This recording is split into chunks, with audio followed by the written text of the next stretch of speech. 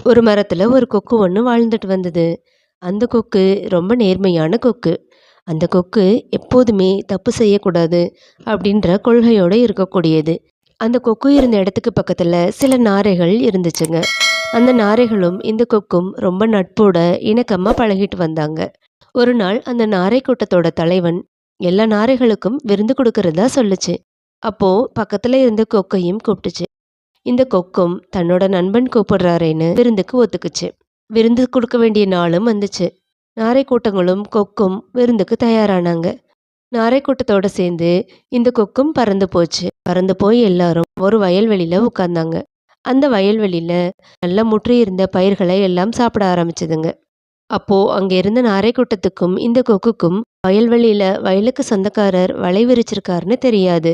கொஞ்ச நேரம் கழிச்சு வயலுக்கு சொந்தக்காரர் வயலுக்கு வந்தாரு. அவரை பார்த்த நாரைகளும் கொக்கும் அந்த இடத்துல